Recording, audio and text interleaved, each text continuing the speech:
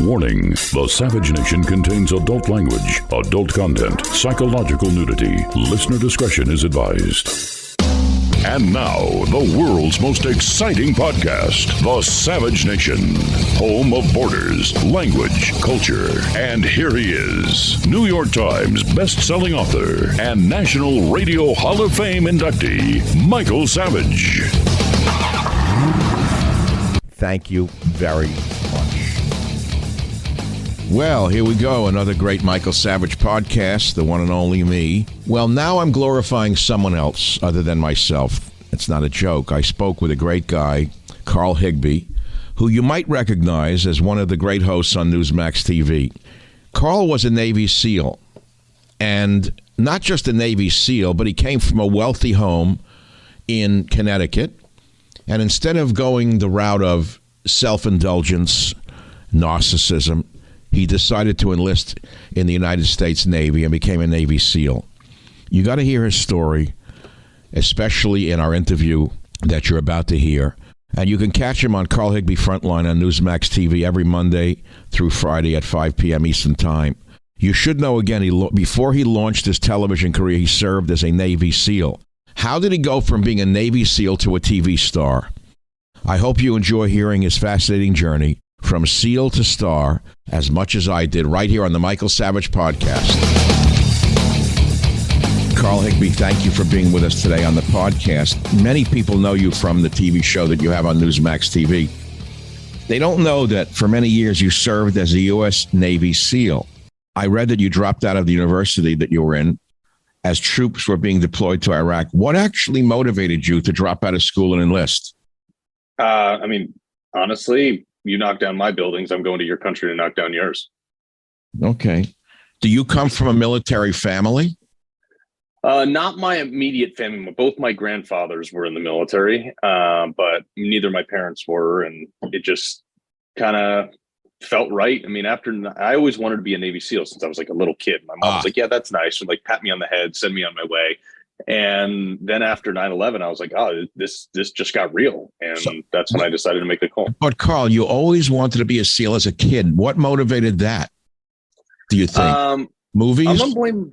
Yeah, I think that. Well, my mom bought me this book that when I was 4 years old, she started reading to me because she thought I'd like the idea of Navy SEAls, and I just kind of got hooked on it.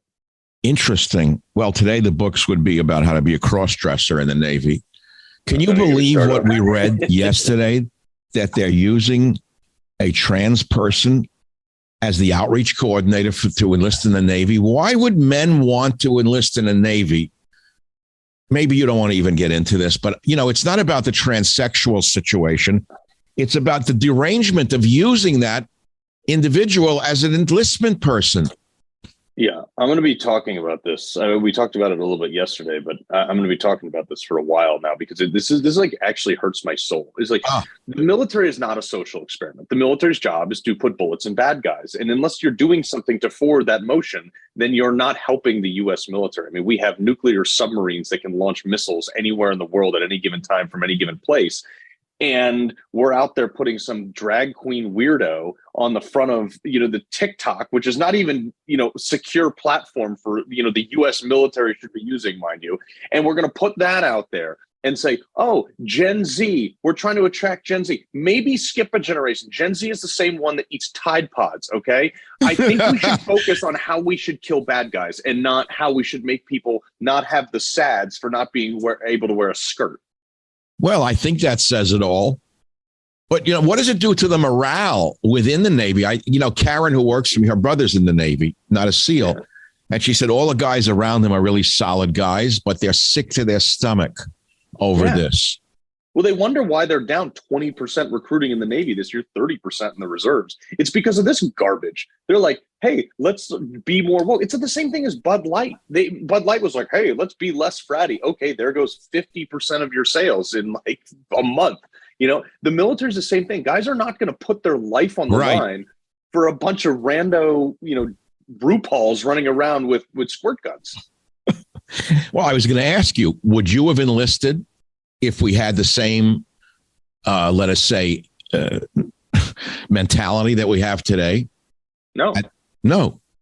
Why would you? No. Why would a man put himself through such hell for a nation that glorifies the weakest of the men instead of the strongest? In other words, being in the military is about being strong. To me, that's what it represents. The strongest of us become military guys, by and large, not the ones in the offices at the Defense Department. We're talking about guys on the front lines, the combat veterans. Right. Then within them, there's all the special branches, of which the SEALs are amongst the most, if not the mostest of the specialists. Okay, you've got Green Berets, you got Navy SEALs. What else do you have in special forces? Rangers, Delta, CCT guys from the Air Force. There's a variety. Rescue swimmers. There's a whole bunch of them. And who would you say? Is there a pinnacle? Is there a gradation? Oh yeah, well, SEALs are obviously the best. Okay, I wanted to see if you still had that arrogance that I wanted to hear. 100%. 100%. It's like if you ask football teams, what's the best position? The one I play. I'm reading a novel. I don't know if you saw it. You probably don't have the time. There's a series on Amazon called The Terminalist. Yeah. Have you seen I've it? heard of that. I've heard of it, and it's actually, believe it or not, it's actually on my iPhone list of things to do. Well, it's written by an author who I'm going to have on my show next week. We've been waiting months for him to come on. And he's done a new book. I'm going to get my hands on it in a minute. He's a 20-year Navy SEAL.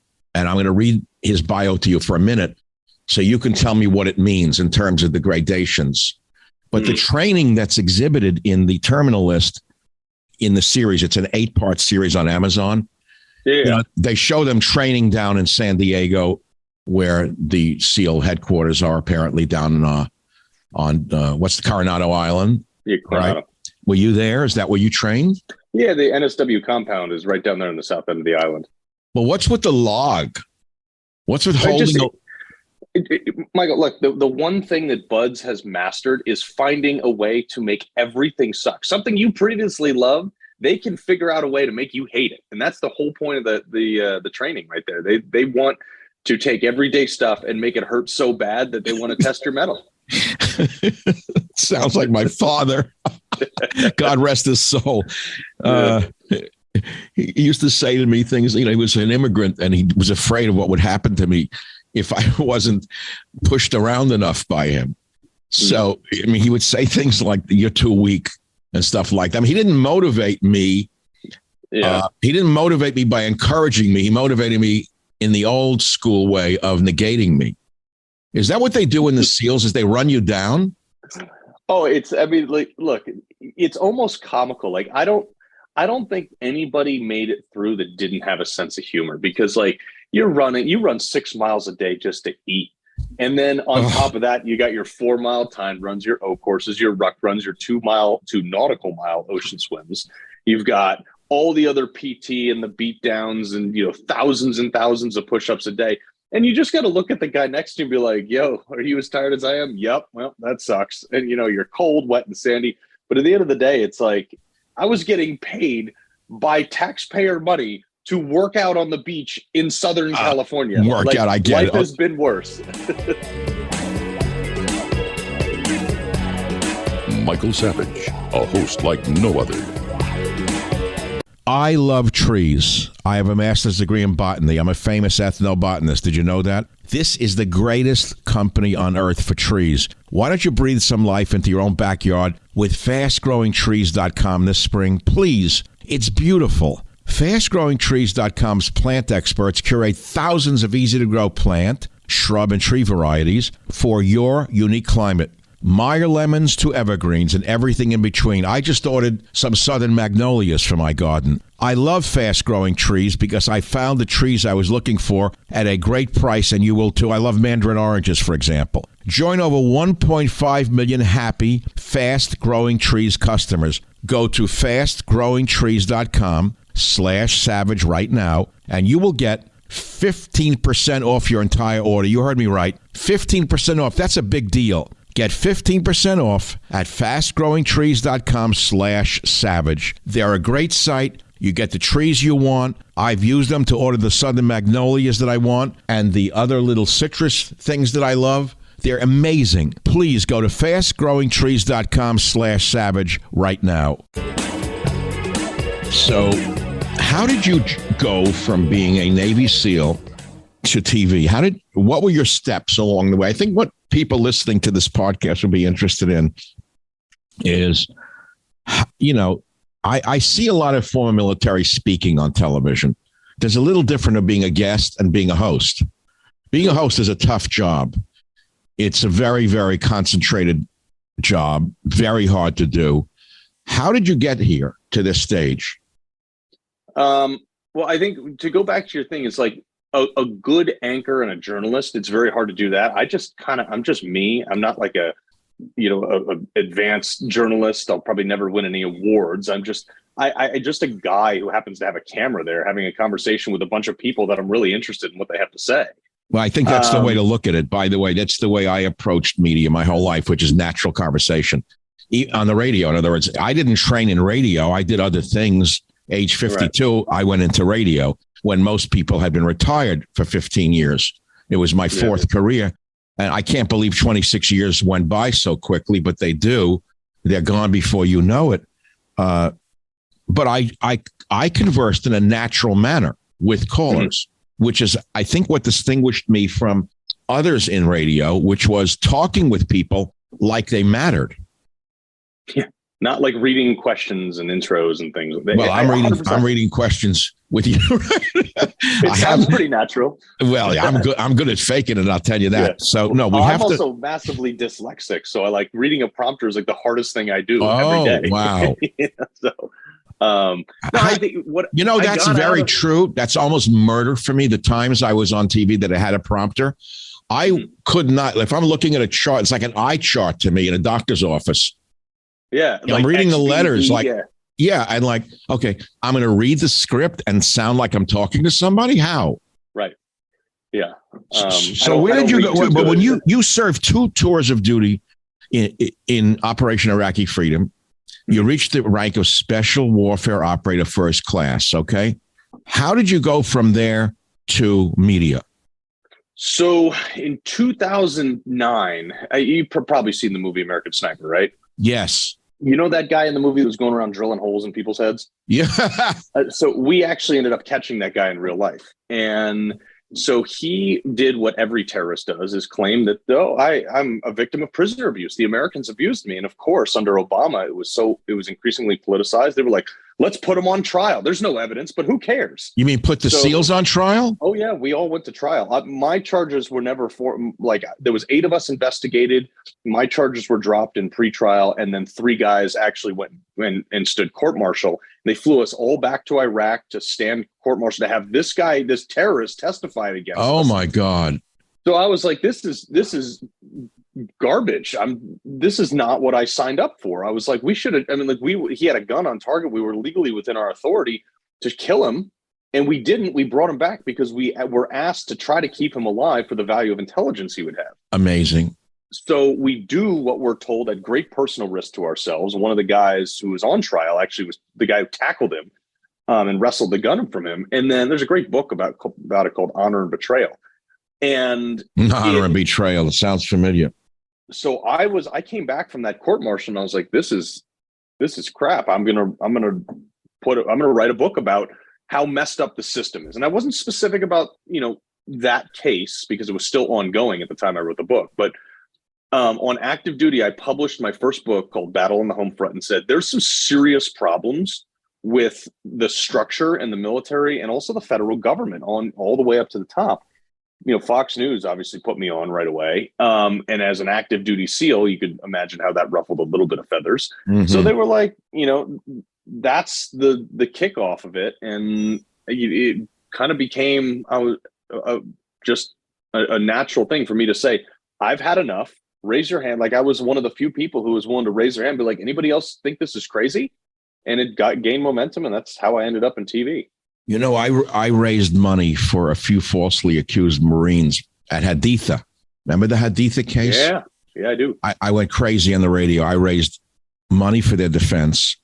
There are others along the way which I have forgotten. I've seen this over and over again. The Expendables. I mean, it has quite a meaning.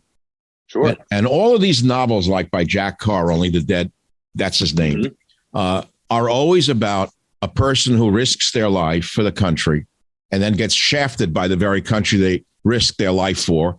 And they're basically blamed for stuff they didn't do, or worse yet, assassinated by the government.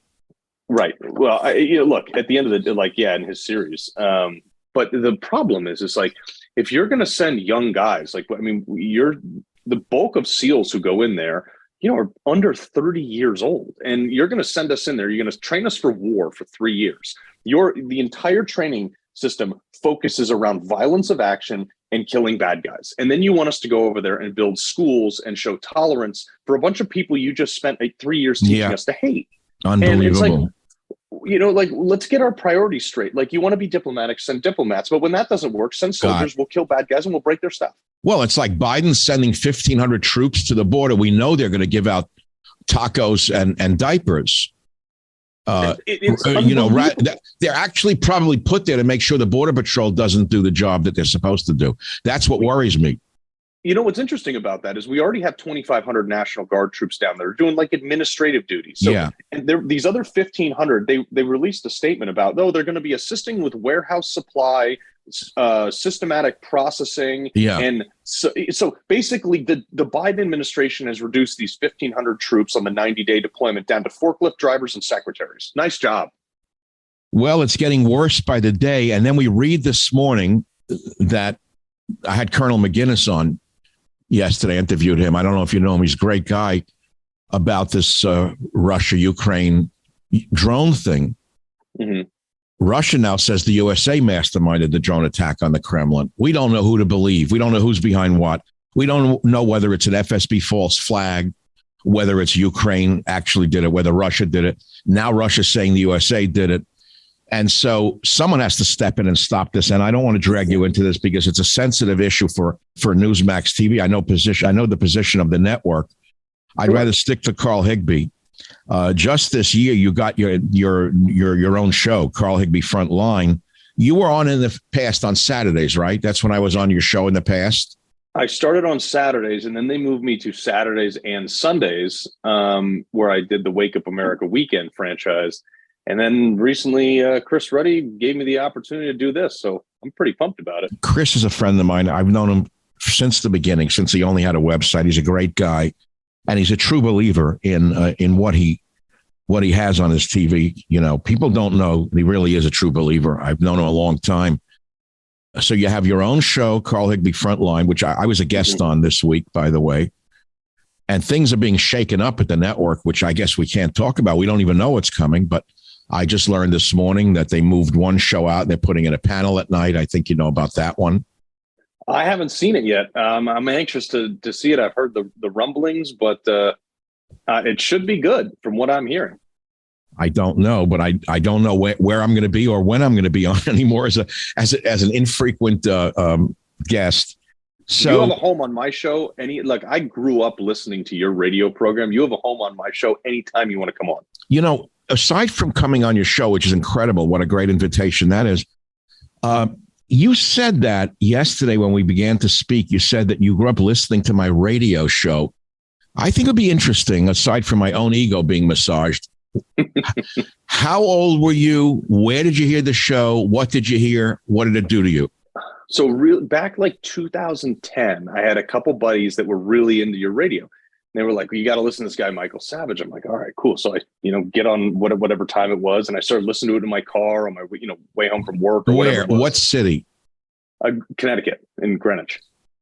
Oh, Greenwich. I was on a small station in that area. Yep. So, and I couldn't get it. If I drove up the line, I couldn't get it anymore. Right. So, it would go out of frequency. Exactly. So I don't know if it was WGC8. Maybe it wasn't WGC8. I can't remember what it was. But you were franchised on there, and that's how I got into it. I was like, man, this guy's got a lot of good things to say. Interesting. Well, I know a lot of the kids who listen like the heavy metal music more than what I was talking about.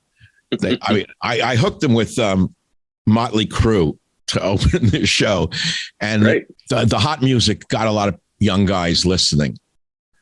Yeah, and then they listened to some of. They got some of it they didn't. They didn't know what I was riffing on. Did any of it motivate you to want to go in the SEALs, or that was already a predetermined notion? That was pretty predetermined, but what it did motivate me is, like I subscribe to the Thomas Jefferson theory that one man can be a majority. And now look what Clinton did to the country. Exactly. Look what one man called Obama is doing to a country. Yeah. And even Biden, if he's actually the one doing it. Oh my God. But that's the thing is, like, one man with courage is a majority. And you know what? Listen to guys like you kind of crafted my feelings on stuff, because you were the few people that were willing to stand up and say, look, this is dumb, and I think we should do it differently. And it made people think. It did. The whole motivation of my show, in addition to, loving the performance, was wanting to motivate people to think for themselves. I was raised in a liberal education. Remember, I went to college in 1959. That's quite a long time ago. And I had born in 83. Okay, so I had a liberal education, meaning all my professors, I didn't even know what politics were then. Queens College in 1959. Mm-hmm. I'm 16 years old. I get into college. I go to night school because my grades sucked from high school. And then I get all A's at night school because I loved college, because I was able to think. But the thing was, I was taught to think for myself by the professors. Mm-hmm. That's what liberals taught us then, Carl. Yeah. People don't think for themselves anymore, if they can think at all. I think people are afraid to use their minds. Well, and that's the other problem too, is it's almost like this collective groupthink where people just sit around waiting to be told what the next outrage segment is. And I have this issue with, in debating liberals. It's like, you can never lose a debate with liberals if you just ask them a question of why give me a reason you believe the way you do. And they can never answer that. No. Because they're the party of tearing everything down. They don't build things. The Savage Nation. It's Savage on Demand. Did you see what happened to the Marine on the New York subway yesterday who tackled the homeless terrorist who was throwing garbage, threatening people? So he puts him in a headlock and the bum dies. Now, did you see what the, quote, left-wing squad is saying? It was a lynching of a black man? Right. And that's my problem is all this stuff that they're doing now. Like, everything, first off, it runs to race when they have no case. The second thing is... Yeah, by the way, he wasn't alone. The white guy, the Marine who was choking out the guy on the subway who was menacing everybody, was aided by other riders, one of whom I saw was an African-American holding the man down as well. So was he also lynching the homeless bum? But the problem is just like, it's not a lynching, and it's not racist, and it's not like race is not everything. Like, when there's proof of racism, then it's probably racism. But if there's no proof of racism, then it has nothing. But the guy was a hero to me. We've all wanted men to stand up and stop these bastards. Yep. We're on a subway car. A guy comes by, black or white, and he's throwing garbage, screaming, threatening everybody, and people are scared to death. One man jumps up and puts him in a headlock. He should be invited and given a key to the city. Instead, he's called a murderer. Well, and that's the problem, is like what they're deterring good Samaritans from stepping in. Like, that's what they want to do. I predicted that we'd have to have vigilantism in order to survive what's going on in our cities. That's the only solution. Since the police have been hamstrung, since the politicians are all left-wing supporters and enablers of this kind of behavior in order to terrorize the middle class, or God knows why. So now what? A good Samaritan is now a criminal? Yeah, well, that's the problem, is that's the tempo you're setting. But, look, like, I was coming into my morning show one weekend about maybe like 6 or 8 months ago, and I walk out of the parking garage at like 3:30 or 4 in the morning in Manhattan on 50th and 3rd, and I see two dudes jumping another dude. And I'm sitting there thinking to myself, and my first instinct, I started running towards them. I was like, hey, what, I said swore at them a little bit, and they saw me and they turned around, and they split. There's a cop car sitting right across the street, and the cops aren't doing anything. And I'm like, this is the climate they've created, because if those cops do something, those cops, all they're trying to do is survive to get home to their family and not get fired. They're not, the incentive to do a good job has been taken away from them under penalty of law. That's what they did to the SEALs with you, by the way. They did it to the Marines at Haditha. This has been going on quite a long time, but it's reached a point of almost no return where everything is broken down. So it leads us to the most important question, really. What do you fear America's future is set now, or do you think this can be turned around? I'm getting more and more pessimistic. I'm one of these guys who always say to people when they say it's over, the republic's gone. I said, no, I hold out hope that it can change. What do you think? I'm long on America. I mean, there's an age-old cycle going back to, thousands of years. It said, hard times create hard men create good times create soft men create bad times. And it's cyclical. Look, the worse it gets, we're already seeing it with this exodus from liberal states. I mean, they're down in tax revenue. Red states are up in tax revenue just by paying lower taxes there. Imagine that. And the worse it gets, the more people are going to wake up. And I have a theory. It's the getting punched in the face theory. Like not enough people have been like, if you've been punched in the face as a kid, like I got into fights on the playground, I boxed, at an amateur level for a while. Like you get punched in the face, you have a healthy respect for not running your mouth. I've said that 1,000 times. This administration has people in it who've never even been punched in the nose in high school. I got punched in the nose in high school on a stairwell from a kid. I don't even know who hit me. He didn't like what I looked like. And he hit me without my knowing it. I saw stars, which I can remember to this day, just being punched in the nose on the stairwell. I came to respect what a human fist can do to a person. And that was nothing. It was a love tap compared to what goes on today. Mess around, find out. Huh? Mess around, find out. Well, yeah. Well, maybe I deserve it. I don't know what I said. Or even who did it. Punched in the face and totally deserved it. I was a total smart aleck in high school. The times I got punched in the face, I 100% deserved it. And you know what? I learned. Where did you go to school? High school? Greenwich High School. So you grew up in Greenwich, Connecticut. Born and raised. So you came from a prominent family? I mean, we were definitely, there was no hardships growing up, Yeah, but Greenwich was an enclave of the wealthy. It wasn't just middle class, right? Or sure. Wrong? I was very fortunate growing up, no doubt. Well, but that's an interesting question. You come from a, let's say, well-to-do middle-class family. Let's put it that way, without delving into your parents. You want for nothing. You don't miss a meal. Nice people. They raise you well. What the hell motivates you to put your life on the line for the nation? America, baby. Well, I tell you, and this is kudos to both my parents. They never gave me my wants. They gave me my needs. Like I drove a moped with a boombox duct taped to the back to high school. All right. I did not drive an Audi or a BMW. Okay. So my parents. Man, you really suffered. You didn't get raised in Marin County.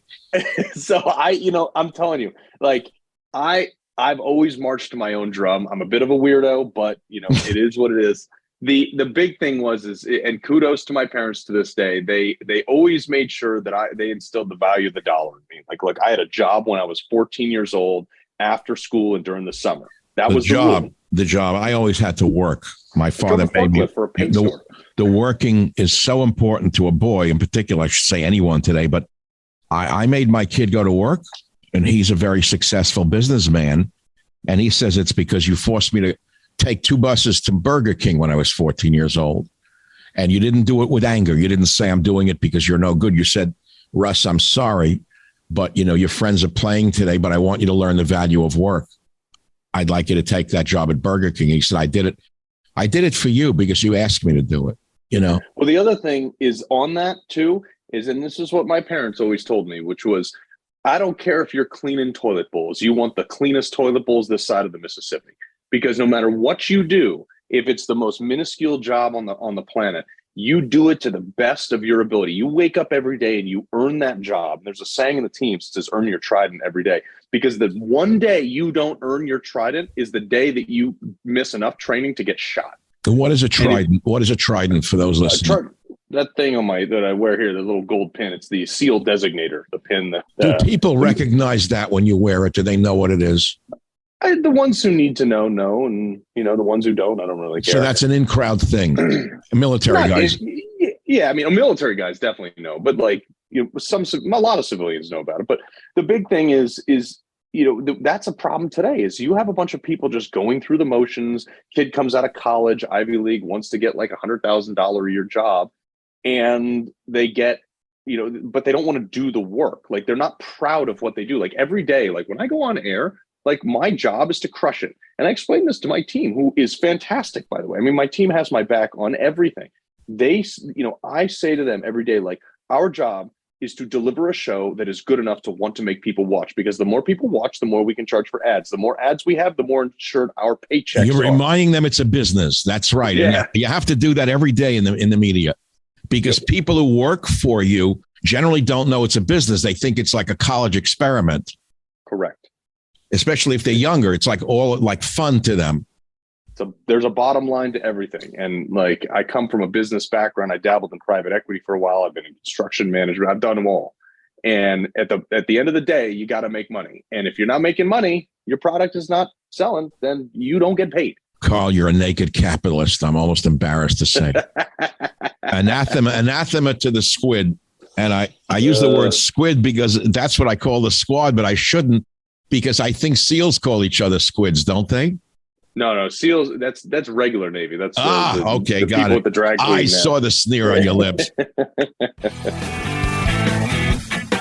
The Savage Nation.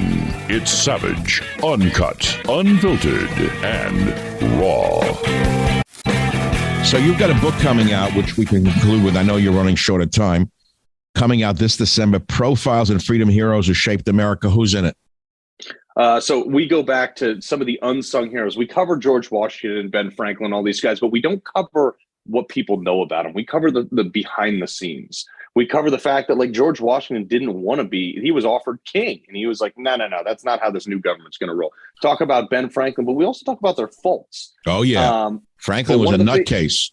Oh, yeah. But you know what? Without that guy, he was the OG arms dealer. Without him, he spent the entire Revolutionary War in France getting us guns. I mean, we needed it. And a lot of people don't know, people like Robert Oppenheimer. Like, if it weren't for Robert Oppenheimer, we'd probably all be speaking German right now. The father of the A-bomb. Exactly, the Manhattan Project. And people don't know these things. We also go over a slew of Supreme Court decisions and how they've impacted, Brown v. Board of Education, even up to Heller versus DC and Bruin now. Like, we go through a bunch of things that people have heard of, but they're a series of short 5 to 8 page stories that you could read to your kids every night. I wrote them, so there's no big words. And it's easy to understand for the whole family. From George Washington to whom? Who is the most current? The most current I have in there chronologically, I have Donald Trump. I mean, love him or hate him, you cannot deny his impact on this country. Did you work for the Trump administration at any time? I did. Where? I did. What division? I did CNCS, which is I oversaw like AmeriCorps, Senior Corps, and a variety of other, basically the liaison of charity for the federal government to the private sector. How did you meet Trump? So I was on his, when he first was thinking about declaring, I was like, that's the next president of the United States. And they were all like, you're an idiot. You don't know what you're talking about. And he came down the golden escalator. I was like, I'm telling you, this guy's going to win. They're like, you're crazy. And one day Eric walked into the green room. I was like on Megyn Kelly or something, getting beat up by 3 other rhinos. And he was like, hey man, I just want to say like, thanks. You want to grab a burger? And I was like, yeah, it sounds fine. Let's do it. Oh, Trump did? No, Eric Trump. And Eric Trump, his son. Yeah, we actually became really good friends after that. So great. Well, you read it the way I did in 2015. I said he's the only one who can win. He's the only one who can beat Hillary, and he will be president. And I threw myself behind him. He and I have a kind of special relationship. He doesn't always like what I have to say. In fact, that's why he likes me, is because he doesn't always like what I have to say. Yeah. You know him. He'll say he doesn't like what you're saying, but he admires you for having said it. He does. Yeah. No, and that's the thing I like about it. Like, look, I'm not electing him to be my pastor. I'm electing him to fix this mess. Carl Higbie, you have a great TV show and you have a long career ahead of you, not only with Carl Higbie Frontline. Do you have any words for any younger guys who may be listening to this podcast right now? Meaning, would you recommend that they go into the military given the climate today? That's a tough one. It hurts my soul to think I might say no to that, but I'd say hold off for now. There are great men and women in the military. We need the military. It was the greatest honor of my life. But if there's one thing I could say to youth out there, is give a damn. Give a damn. Just care about whatever you do. I got to say this. People say to me, Michael, you're a certain age. Why are you still doing this? You could have retired a long time ago. You don't need the money. And I say to them, well, I quote MacArthur, even though I'm not a military man. Even civilians can recommend aspiring to meeting up to the challenge of duty, honor, and country. Yeah. It's that simple. As a civilian, don't you think that can apply to a civilian, duty, honor, country? Absolutely. Do something greater than yourself every day. Borders, language, culture. Carl Higbie, thank you so much for being with us today on the Michael Savage podcast. And anytime you want this ornery old dude to be your whatever you want me to be there on your show, you let consigliere of knowledge. I love it.